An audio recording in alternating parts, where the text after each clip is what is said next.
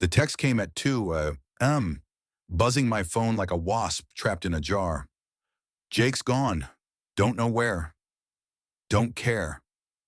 My sister Sarah's words hit like a slap, cold and careless, about her own son. I sat up in bed, heart pounding, staring at the screen as if it could explain why a mother would abandon her child to the night. Jake, barely 16, was out there somewhere lost, maybe hurt, and Sarah, his own flesh and blood, had shrugged him off like a bad habit. I'd always known she was hard, but this was a new kind of cruelty. I threw on a jacket, grabbed my keys, and drove into the city's underbelly, where the streetlights flickered like dying stars. Jake wasn't just any kid. He was the family's scapegoat, the one we all leaned on when life got messy. Growing up, it was always Jake who got the blame-spilled juice, broken vases, bad days it didn't matter. Sarah called him trouble so often he started to believe it. Our parents, too, had piled on. Their disappointment in his quiet rebellion, his piercings, his dyed hair, his refusal to smile for family photos, cementing his role as the black sheep. I'd watched it happen, guilty for staying silent. But now, with him missing, silence wasn't an option. The city was a maze of shadows, neon signs buzzing over pawn shops and dive bars. I started at Jake's usual haunts, the skate park where he'd grind rails until midnight, the diner where he'd nurse a single coffee for hours, scribbling lyrics in a tattered notebook. Nothing. No one had seen him. My phone stayed silent, no replies from Sarah, no leads from friends. Panic clawed at my chest, but I pushed it down. Jake wasn't just a runaway. He was a kid who'd been told he didn't matter. I had to find him before the world proved him right.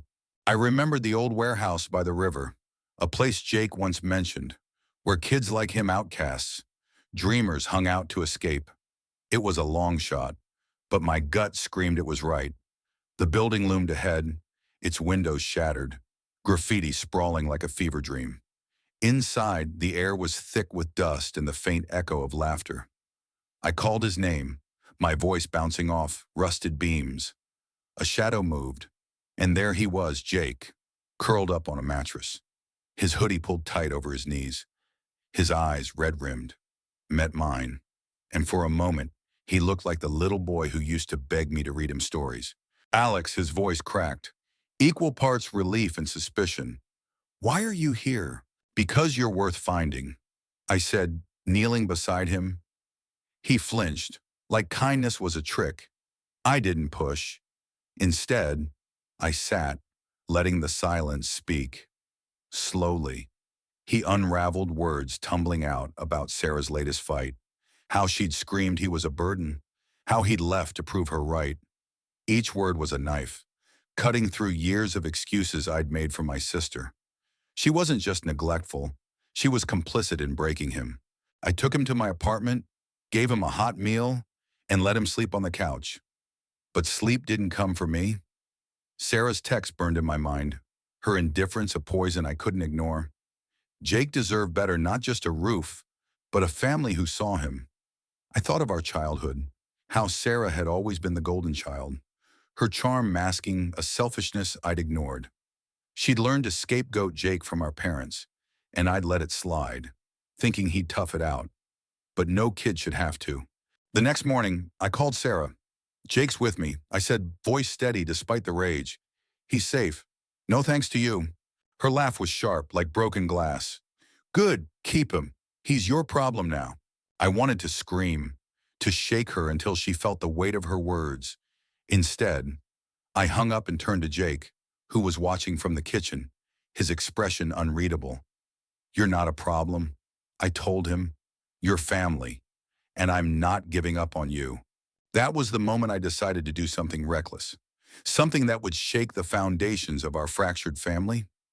I opened my laptop and started typing a letter, raw and unfiltered, to everyone who'd ever turned a blind eye to Jake's pain.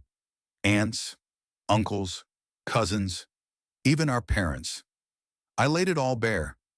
Sarah's neglect, their complicity, the way we'd all failed a kid who just needed someone to believe in him.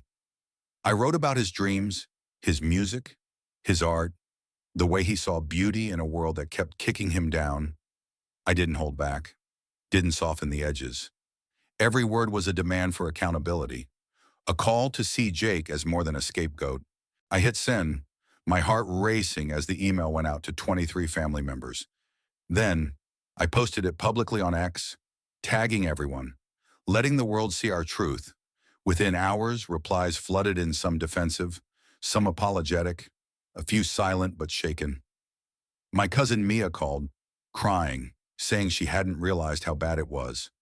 Uncle Ray offered to pay for Jake's therapy. Even our mother sent a hesitant text, asking to talk. Sarah, predictably, was furious. Her voicemail's a storm of accusations. But I didn't care. This wasn't about her anymore. Jake watched it unfold, quiet but present. "Why'd you do that?" he asked one night, picking at a slice of pizza. "Because you deserve to be seen," I said, "and because I'm done letting people pretend this is okay." He didn't say much, but the way he looked at me, cautious hope in his eyes, said enough. Over the next weeks, things shifted. Jake started staying with me full-time, his belongings slowly filling my spare room. I enrolled him in a new school, one with an arts program where he could channel his energy. Family members reached out, some genuinely trying to make amends. Sarah stayed distant, her silence louder than any argument. I didn't push her. Jake's healing didn't depend on her redemption. One evening, Jake showed me a song he'd written, his voice soft but steady as he strummed a borrowed guitar. It was raw, full of pain but laced with hope, like a bruise starting to heal. I listened, tears prickling, realizing this kid, this incredible, resilient kid, was finding his way back to himself. My letter hadn't just shaken the family. It had given Jake a mirror to see his own worth. But the fight wasn't over. Society loves its scapegoats, loves pointing fingers to avoid looking inward. Jake's story wasn't just about our family. It was about every kid written off as trouble, every person discarded when they didn't fit the mold. I kept posting on X, sharing updates about Jake's progress, not to shame anyone, but to start a conversation. People responded, strangers, parents, kids like Jake, sharing their own stories of being unseen, unheard, unloved. It wasn't just cathartic. It was a reminder that change starts when someone dares to speak. Months later, Jake and I stood on the roof of my building, watching the city glow under a rare, clear sky. He'd gained weight, his smile less guarded, his laughter a little louder. "You didn't have to do all this," he said, kicking a pebble across the gravel. "Yeah, I did," I replied. "You're worth it, always were." He didn't argue, just nodded, and for the first time, I saw him believe it. The road ahead wouldn't be easy. Trust takes time, and wounds don't vanish overnight. But we were in it together, and that was enough. What do you think? When does a family's silence become betrayal? Should we hold people accountable for neglecting those they're supposed to love, or is forgiveness the path to healing? Share your thoughts. Let's talk about what justice looks like when a kid like Jake is left behind.